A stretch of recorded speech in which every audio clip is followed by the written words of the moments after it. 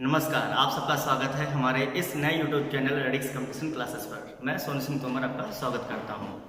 आज आप लोग पढ़ेंगे व्यंजन, यानी इससे पहले वाले वीडियोस में आप लोगों ने पढ़ा था हिंदी का सामान्य परिचय, उसके बाद आपने वर्णमाला पढ़ा, उसके बाद आपने स्वर पढ़ा, यानी 3 टॉपिक मैंने क्लियर करा दिए हैं। आज आपका चौथा टॉपिक व्यंजन होगा। तो आपने इससे पहले वाले वीडियो को पढ़ा होगा स्वर, तो स्वर मैंने काफ़ी अच्छे तरीके से आपको स्पष्ट कर दिया था। उससे पहले आपका वर्णमाला भी बहुत अच्छे से स्पष्ट कर दिया था और उससे पहले आपका हिंदी का सामान्य परिचय बहुत अच्छे से क्लियर कर दिया था। आज हम लोग पढ़ेंगे व्यंजन, ठीक है। तो स्वर हम लोग कंप्लीट कर चुके थे, तो आज हम लोग व्यंजन का अध्ययन करेंगे। तो ध्यान दीजिएगा, व्यंजन, तो आपने देखा होगा कि स्वर की परिभाषा क्या होती थी, यानी स्वर उन वर्णों को कहते हैं, आपने पढ़ा होगा, जिनकी निर्भरता किसी दूसरे वर्ण पर नहीं होती, यानी वो स्वतंत्र कहलाते हैं, ठीक है। इसके उल्टे यानी जो व्यंजन होता है, तो व्यंजन वर्ण वे वर्ण होते हैं जो स्वरों की सहायता से बोले जाते हैं। किसकी सहायता से बोले जाते हैं? स्वरों की सहायता से बोले जाते हैं, ठीक है, ध्यान रखना। तो हम इसकी परिभाषा क्लियर कर देते हैं। परिभाषा है यानी वे वर्ण जो स्वर की सहायता से बोले जाते हैं, यानी वे वर्ण जो स्वर की सहायता से बोले जाते हैं क्या कहलाते हैं? व्यंजन कहलाते हैं। जैसे मान लीजिए आप, हमने एक व्यंजन वर्ण क्या ले लिया? क। क्या ले लिया? क। अब क क्या है? एक व्यंजन वर्ण है जो किसकी सहायता से बोला जा रहा है? स्वर की सहायता से बोला जा रहा है, क्योंकि इस का निर्माण जो है क धन आ से हुआ है। इससे हुआ है का धन आ से मिलकर के हम इस का निर्माण किए हैं, यानी इसका जो उच्चारण है वो अंतिम उच्चारण क्या निकल रहा है? आ। इसका मतलब ये जितने भी व्यंजन हैं वह किसकी सहायता से बोले जाते हैं? स्वरों की सहायता से बोले जाते हैं। बात आपको क्लियर हो गई होगी कि व्यंजन की परिभाषा क्या है और व्यंजन किसकी सहायता से बोले जाते हैं। तो आगे हम लोग पढ़ेंगे व्यंजन का वर्गीकरण, यानी व्यंजनों का वर्गीकरण हम बहुत ही अच्छे तरीके से पढ़ेंगे, क्योंकि यहाँ से बहुत ज्यादा क्वेश्चन आपके पुटअप होते हैं। और परीक्षा की दृष्टि से व्यंजन का वर्गीकरण जो है हम लोग तकरीबन 8 प्रकार से करते हैं। व्यंजनों का वर्गीकरण, तो मैंने देखा कि व्यंजनों का वर्गीकरण यदि आप करेंगे तो परीक्षा की दृष्टि से हमने इसको 8 भागों में विभाजित कर रखा है। कितने भागों में? 8 भागों में विभाजित कर रखा है, ध्यान दीजिएगा। तो पहला जो है वो आपका स्पर्शी व्यंजन है। कौन है? स्पर्शी व्यंजन। नंबर 2 पर है अंतस्थ व्यंजन। नंबर 3 पे जो डिवाइड किया गया है वह डिवाइड किया गया है ऊष्म व्यंजन।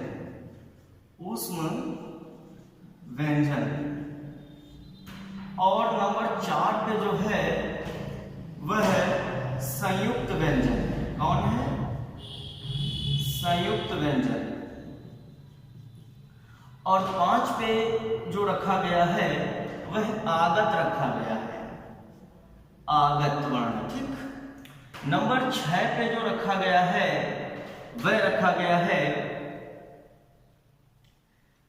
द्वित्व या द्विगुण व्यंजन। फिर जो 7वें नंबर पे रखा गया है वह है युग्मक। और नंबर जो 8 पे है वह है संप्रक, ठीक। तो हमने जो है व्यंजनों का वर्गीकरण 8 भागों में कर रखा है। कितने भागों में? 8 भागों में कर रखा है, यानी इन 8 जगहों से परीक्षा में प्रश्न बनते हैं।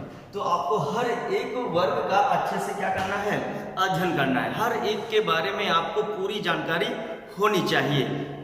चलिए सबसे पहले हम लोग शुरू कर लेते हैं स्पर्शी व्यंजन। हम इसको सबसे पहले समझ लेंगे, उसके बाद एक एक करके सबका डिटेल्ड अध्ययन करेंगे ताकि आपको हर एक चीज अच्छे से समझ में आ जाए। चलिए शुरू करते हैं कि स्पर्शी व्यंजन क्या होता है। ठीक, स्पर्शी व्यंजन क्या होता है? स्पर्शी का मतलब ही होता है स्पर्श करना, यानी जब हम किसी वर्ड का उच्चारण करते हैं तो उच्चारण करने के लिए किन किन चीज़ों का इस्तेमाल होता है। सबसे पहले हम उच्चारण की मनोस्थिति बनाते हैं, तब सबसे पहले हमारे फेफड़ों में जो हवा होती है इसको हम लोग क्या करते हैं, बोलने के लिए दबाते हैं। जब हम सबसे पहले प्रयास करते हैं बोलने का, जो प्राणवायु हमारी है वह सबसे पहले किस अंग को स्पर्श करती है? सबसे पहले कंठ को स्पर्श करती है। तो कौन सी ध्वनियाँ निकलती है? कंठे ध्वनियाँ निकलती है। जब प्राणवायु और आगे चलती है तो कंठ के बाद कौन सा अंग आता है? तालु आता है, तालु को स्पर्श करती है। तालु के बाद फिर मूर्धा, फिर दंत, फिर ओष्ठ्य। इस तरीके से हमारी ध्वनियाँ निकलती जाती है। जिस तरह से प्राणवायु हमारे ऊपर के यानी मुंह के हिस्से को यानी अंदर के अंग को स्पर्श करते हुए जैसे जैसे आगे बढ़ती है वैसे वैसे हमारी ध्वनियों की उत्पत्ति होने लगती है। तो हम सबसे पहले पढ़ेंगे यानी स्पर्शी व्यंजन कौन कौन से होते हैं, इसका हम थोड़ा यहाँ पे संक्षिप्त परिचय लेंगे। जब हम एक एक करके इनका अध्ययन करेंगे तो बहुत ही डिटेल से हम इनका अध्ययन करेंगे। तो स्पर्शी व्यंजन जो है का वर्ग से लेकर पा वर्ग तक होता है, ध्यान रखना। यानी जो स्पर्शी व्यंजन है वह का वर्ग से लेकर पा वर्ग तक होता है। इसमें दो और जुड़ जाते हैं जिन्हें हम लोग द्विगुण कहते हैं, तो हम आगे पढ़ लेंगे। यहाँ पे हम आपको सिर्फ बता देते हैं कौन कौन होते हैं, ढ़ और ढ। यही द्विगुण कहलाते हैं। क्या कहलाते हैं? द्विगुण कहलाते हैं। उनका हम अलग से अध्ययन करेंगे, ध्यान रखना है। ठीक, तो स्पर्शी व्यंजन जो है का वर्ग से लेकर पा वर्ग तक होते हैं। उसमें दो और जोड़ लिए जाते हैं, ढ और ढा, तो कुल मिलाकर के हो जाते हैं 25 प्लस 2, यानी टोटल आपके 27 क्या हो जाते हैं? स्पर्शी व्यंजन हो जाते हैं। अब बात करते हैं कि अंतस्थ व्यंजन क्या होते हैं। अंतस्थ व्यंजन यानी कंठ के अंदर से जो ध्वनियाँ उत्पन्न होती है, कंठ के जो बीचों बीच के हिस्से से ध्वनियाँ उत्पन्न होती हैं, उसे ही हम लोग अंतस्थ व्यंजन कहते हैं। तो अंतस्थ व्यंजनों की संख्या 4 होती है। कौन कौन से होती है? य, र, ल, व। य, र, ल और व, यही 4 क्या कहलाते हैं? आपके अंतस्थ व्यंजन कहलाते हैं। ठीक है, बात समझ में आ गई। इनका हम अलग से अध्ययन करेंगे, कौन सा घोष है, कौन अघोष है, या का उच्चारण स्थान क्या है, रा का उच्चारण स्थान क्या है, तो इनका हम अलग अलग करके अध्ययन करेंगे। यहाँ पर सिर्फ हम इनको समझ लेते हैं कि अंतस्थ क्या है, उष्म क्या है, संयुक्त क्या है। इस तरह से हम पूरा अध्ययन कर लेंगे। उसके बाद हम एक एक करके बहुत ही विधिवत तरीके से आपको इसका अध्ययन कराएंगे ताकि आपको परीक्षा देने में कोई भी समस्या न लगे। अब बात करते हैं ऊष्म व्यंजन। तो ऊष्म व्यंजनों की संख्या 4 होती है। ऊष्म का मतलब क्या होता है? ऊष्म का मतलब होता है ऊर्जा, हीट। ठीक है, यानी जिन वर्णों का उच्चारण करते समय मुख द्वार से क्या हो, हीट निकले, ज्यादा हीट निकले, बाकी वर्णों से ज्यादा हीट यानी ऊष्मा निकले, वही हमारे क्या कहलाते हैं? ऊष्म व्यंजन कहलाते हैं। यानी इसमें 3 सा होते हैं। पहले नंबर पे श, स और हा, तो इतने आपके क्या कहलाते हैं? ऊष्म व्यंजन कहलाते हैं। इनको ऊष्म संघर्षी भी कहते हैं। आगे डिटेल से इनकी हम जानकारी लेंगे। अब बात करते हैं संयुक्त व्यंजन। यानी जब आपने संयुक्त स्वर भी पढ़ा था, संयुक्त स्वर क्या होता था? 2 स्वरों के मेल से। अब यहाँ पर 2 वर्णों के मेल से बना हुआ शब्द वर्ण क्या कहलाएगा? संयुक्त व्यंजन कहलाएगा। संयुक्त व्यंजनों की भी संख्या 4 होती है। कितनी संख्या होती है? 4 होती है।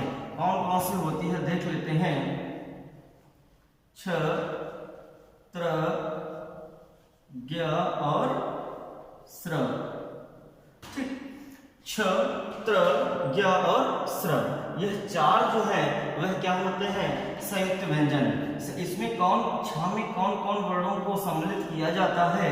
तो आप देखेंगे क, धन, श, क और सा के योग से हम छा का निर्माण कर देते हैं, और ता का त, धन, र, यानी ता के बाद यदि रा आ जाएगा तो ता का निर्माण हो जाएगा। या जा के बाद यदि क्या आ जाएगा? या आ जाएगा तो क्या होगा? या बन जाएगा।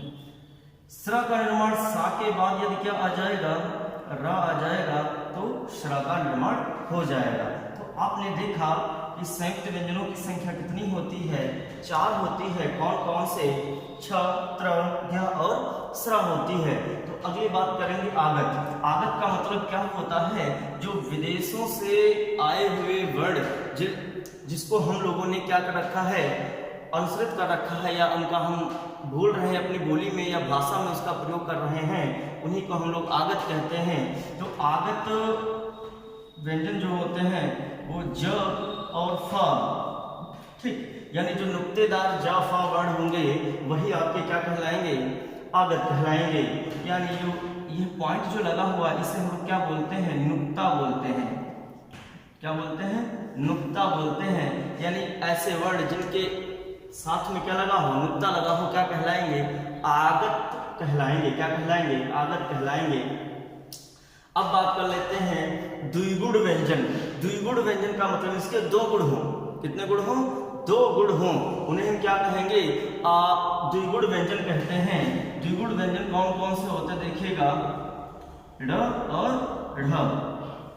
इन्हें हम लोग नवीन विकसित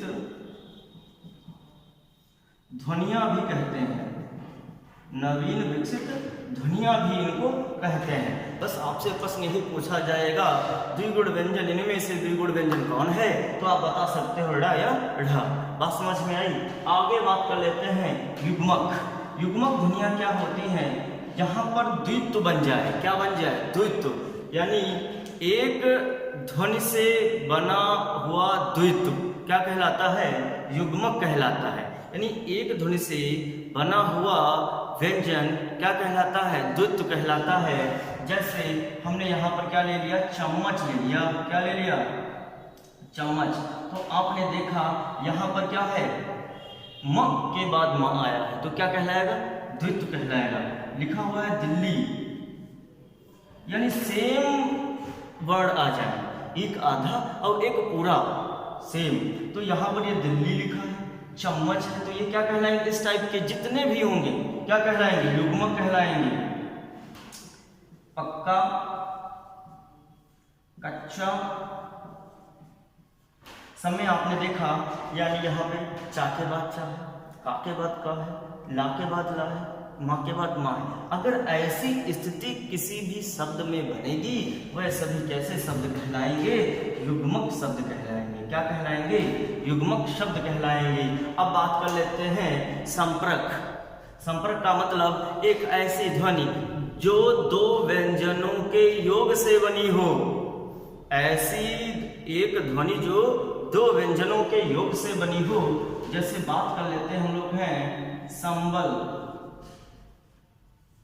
पूछ लिया जाता है कि संबल कैसा शब्द है तो बता सकते हो संपर्क है। संपर्क क्यों है? ध्यान दीजिएगा, यहाँ पर आपने देखा माँ के बाद माँ है, लेकिन यहाँ माँ के बाद क्या है? बा है, दूसरे वर्ड से बना है, सेम अक्षर नहीं आया है। तो ध्यान रखना आपका क्या है?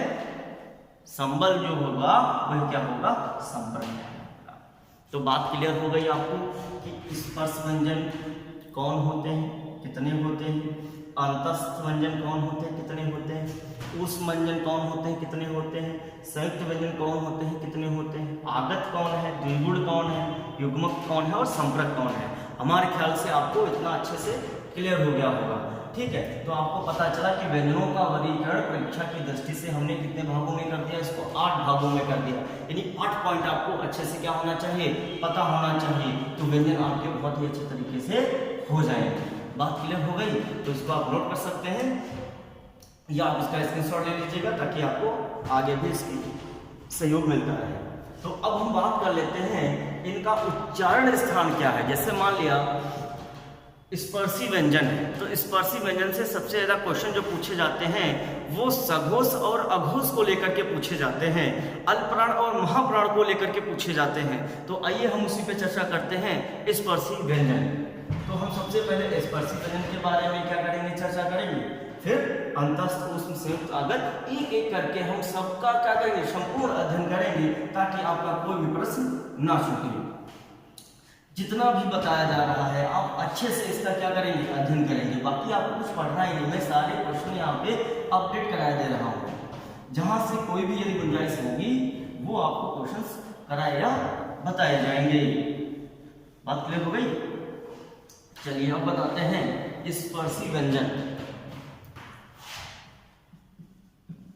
स्पर्शी व्यंजन तो मैंने आपको बताया था कि स्पर्शी व्यंजन क्या होते हैं। जब हम कोई भी ध्वनि या कोई भी वर्ड बोलने का प्रयास करते हैं तो सबसे पहले जो हमारे पास ध्वनि स्पर्श करती है उसको कंठ को स्पर्श करती है, कंठ से तालु, तालु से मूर्धा, मूर्धा से दंतर, दंतर से ओष्ठ, ओष्ठ से और आपके कानों तक वह आवाज पहुंचती है, ध्वनि पहुंचती है।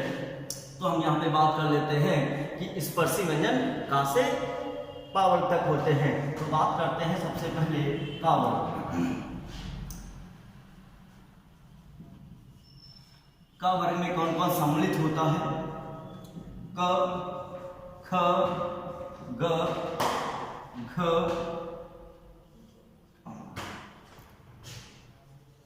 च वर्ग में कौन सम्मिलित होता है, च, छ, ज, झ,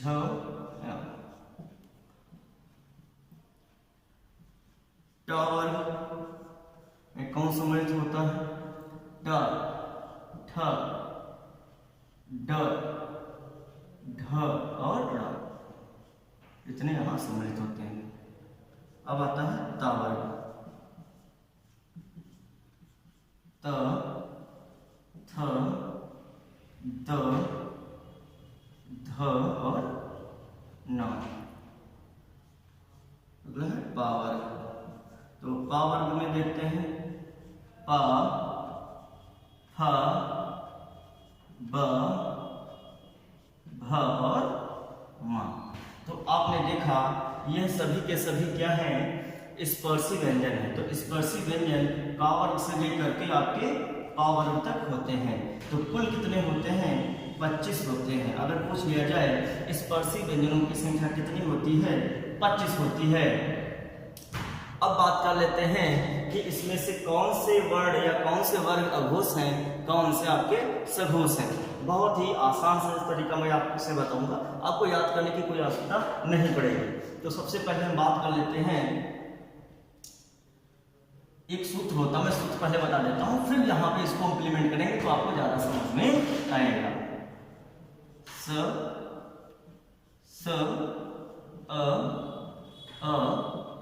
अ, ठीक। इसके नीचे रख देंगे अ, अ। बात क्लियर हो गई।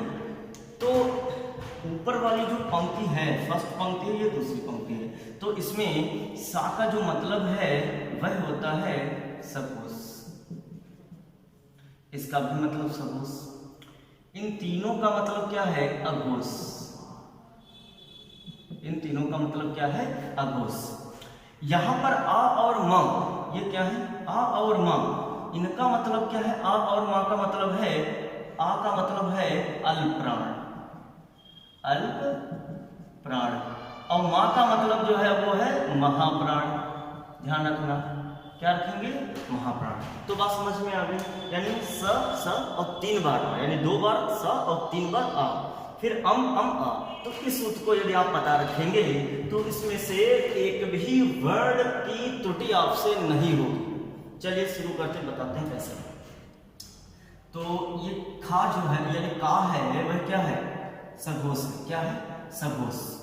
बात कर लेते हैं, ये आपका सघोष है, ये भी आपका क्या है, सघोष है। ठीक। अब ये क्या है, अघोष, ये भी क्या है, अघोष, और ये भी क्या है, अघोष। तो बताइए क्लियर होगा कि नहीं। यानी ये क च ट त प वाली जो पूरी पंक्ति है वह क्या है, सघोष है। ख छ ठ थ फ ये पूरी पंक्ति क्या है, सघोष है। ग ज ड द ब ये क्या है, अघोष है। घ झ ड ध भ ये क्या है, अघोष है। अंग या ड़ न म क्या है, अघोष है। अब बात करते हैं अल्पप्राण और महाप्राण की। तो सबसे पहले रखेंगे अ, तो हो जाएगा अल्प प्राण, ये हो जाएगा महाप्राण, महाप्राण। फिर अल्प प्राण हो जाएगा, फिर महाप्राण हो जाएगा और फिर अल्प प्राण हो जाएगा। बात क्लियर हो गई। अब देखिएगा का चा टा ता प क्या है, सभी अल्प प्राण है। खा छा ठा था फ क्या है, महाप्राण है। ग ज ड द ब क्या है, अल्पप्राण है। घ झ ड ध भ क्या है, महाप्राण है। अंगा या ड़ न म यानी जो पंचमा अक्षर वो सभी क्या है, अल्पप्राण है। बात क्लियर हो गई। अब बाय द वे आपको सिंगल रूप से कोई प्रश्न पूछ लिया जाए कि बताइए जो ठा है वह क्या है, अल्पप्राण है या महाप्राण है, तो आप दोनों एक ही साथ में बता सकते हो। यानी ठा जो है वह किस वर्ग में आता है, आपने देखा टा वर्ग में आता है। किस में आता है, ठा जो है वह किस वर्ग में आता है, तो आपने देखा किसमें आता है, टा वर्ग। तो देखिएगा ट ठ, तो ठा का मतलब सघोष महाप्राण। ठा क्या है, सघोष महाप्राण। तो इस तरह से यदि आप पढ़ेंगे तो कभी आपकी परीक्षा में 1 से 2 प्रश्न यदि आएंगे तो 100% एक्यूरेसी के साथ आप उसको सही कर लेंगे, कोई भी दुविधा आपको नहीं रहेगी। यहाँ पर आप अंक को लेकर के कहते हैं कि जैसे 12 है, 12 सघोष होते हैं, 345 सघोष होता है। तो ये ढेर सारा डाटा आपको माइंड में रखने की जरूरत नहीं है, क्योंकि आपको और भी चीजें आपके माइंड में समावेशित करनी है। तो यही नहीं है अकेला एक टॉपिक, राइट। तो आपको इस तरीके से तकनीकी तरीके से पढ़ना है ताकि कम इनपुट में ज्यादा आउटपुट निकल सके, राइट। तो उस तरह से हमको ये चीजें पढ़नी है। तो एक बार अच्छे से इनका रिवीजन कर लीजिए कि जो स्पर्शी व्यंजन होते हैं वह कितने होते हैं, का से लेकर के पावर होते हैं। टोटल कितने होते हैं, 25 होते हैं। इसका सघोष और अल्पप्राण कैसे याद करें, इस तरह से याद करेंगे। अब हम बात कर लेते हैं इनके उच्चारण स्थान की। इनका उच्चारण स्थान बहुत ही आसान है, ध्यान दीजिएगा। यानी का का जो उच्चारण स्थान है कंठ, क्या है, कंठ, ध्यान रखिएगा। का का उच्चारण स्थान कंठ।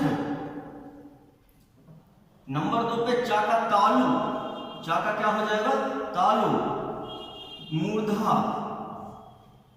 दंत और ओष्ठ, ओष्ठ। आपने देखा यानी जब सबसे पहले कोई भी ध्वनि हम बोलते हैं तो हमारे कंठ में जो चीजें स्पर्श करती हैं, जो ध्वनियां जो चीजें स्पर्श करती हैं वह क्या कहलाती हैं, कंठ ध्वनियां कहलाती हैं।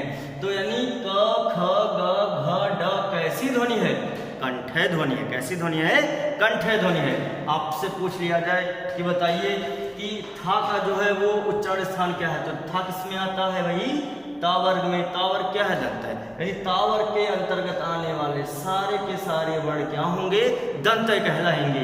तो आपको बात क्लियर हो गई।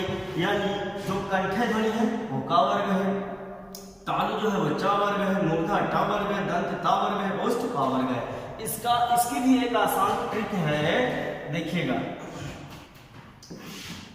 इसकी भी एक आसान ट्रिक है, इसको भी आप अच्छे से ट्रिक वाइज नोट कर लीजिएगा ताकि आपको पता रहे। इसका हम देखते हैं क च ट त और प। क च ट त प 5 वर्ग हो गए। अब इनका ले लेते हैं जितने भी उच्चारण स्थान है इनका पहला अक्षर ले लेते हैं, क त मु द उ, ठीक। यानी जो का मतलब कावर, चा का मतलब चावर, टा का मतलब टावर, ता का मतलब तावर, पा का मतलब पावर। का का मतलब कंठ है, ता का मतलब तालु, माँ का ये मुंह जो है उसका मूर्धा, डा का मतलब दंत, ओ का मतलब ओष्ठ। तो का वर्ग का उच्चारण स्थान कंठ, चा वर्ग का तालु, टा वर्ग का मूर्धा और ता वर्ग का दंत, पा वर्ग का ओष्ठ है। तो आपको उच्चारण स्थान भी क्लियर हो गया। क्या क्लियर हो गया? उच्चारण स्थान, यानी स्पर्शी व्यंजनों का उच्चारण स्थान क्या है वो भी आपको अच्छे से क्लियर हो चुका है। तो हमारे ख्याल से स्पर्शी व्यंजन से आपका भी अगर कोई भी प्रश्न पूछा जाता है तो गलत नहीं होना चाहिए, ये विशेष ध्यान रखना है। आप 1 से 2 बार इसका अध्ययन करेंगे तो बहुत ही आसानी तरीके से इसको आप कर सकते हैं। चलिए आगे हम बात करते हैं अंतस्थ व्यंजनों की। यहाँ पर थोड़ी एक और बात कर लेते हैं। एक प्रश्न पूछ लिया जाता है, मैं बताता हूँ कि अक्षर कितने प्रकार के होते हैं। थोड़ा बात कर लेते हैं क्योंकि कई बार क्वेश्चन पूछा जा चुका है, तो इसको हम थोड़ा यहाँ पे समावेशित कर लेते हैं ताकि आपको ये भी पता चल जाए कि अक्षर कितने प्रकार के होते हैं। कई बार प्रश्न पूछा भी जा चुका है, तो बात कर लेते हैं।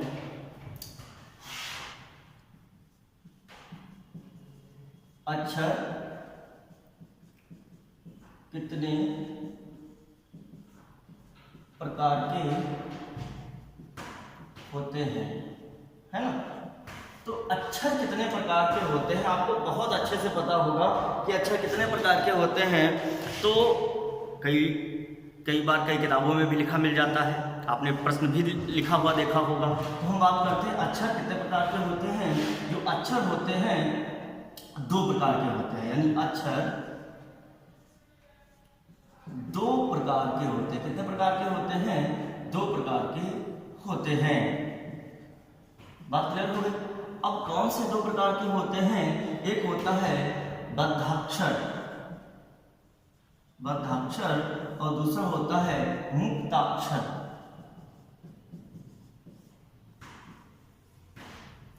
बद्धाक्षर वह होते हैं जिनके अंत में स्वर नहीं होता है, जिनके अंत में स्वर नहीं होता है, और जिनके अंत में स्वर जुड़ा होता है मुक्ताक्षर कहलाते हैं। जिनके अंत में स्वर होता है, बात क्लियर हो गई? यानी अक्षर 2 प्रकार के होते हैं। कितने प्रकार के होते हैं? अक्षर 2 प्रकार के होते हैं, बद्धाक्षर और मुक्ताक्षर। बद्धाक्षर वह कहलाते हैं जिनके अंत में क्या नहीं होते हैं? स्वर नहीं होते। जैसे मैं लिखा काम और लास्ट में क्या लगा दिया?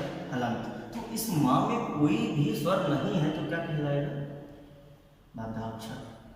नाम क्या कहलाएगा? बद्धाक्षर कहलाएगा। इसी तरीके से अगर हम लिख रहे हैं यहाँ पे जाता, तो यहाँ पे ता के लास्ट में क्या लिखा हुआ है? रा। ता है, ता में क्या निकलना है? बड़ा आ, तो क्या हो जाएगा? मुक्ताक्षर हो जाएगा। रहा, खाया, है ना? तो ध्यान रहे कई बार प्रश्न पूछा जा चुका है, जो कि बहुत ही छोटी चीज है, लेकिन आपको ये अच्छे से पता होना चाहिए। बद्धाक्षर का मतलब वह होता है यानी जिनके अंत में कोई भी स्वर नहीं होता है, यानी पूर्ण रूप से व्यंजन होते हैं। और मुक्ताक्षर वह व्यंजन कहलाते हैं जिनके अंत में कोई ना कोई स्वर आदि लगा रहता है। क्या कहलाते हैं? मुक्ताक्षर कहलाते हैं। तो हमारे ख्याल से आपको अच्छे समझ में आया होगा कि व्यंजन क्या है। ठीक है, व्यंजन का वर्गीकरण क्या है, 8 प्रकार से मैंने आपको बांटा था, वो आपको अच्छे से अध्ययन करना है।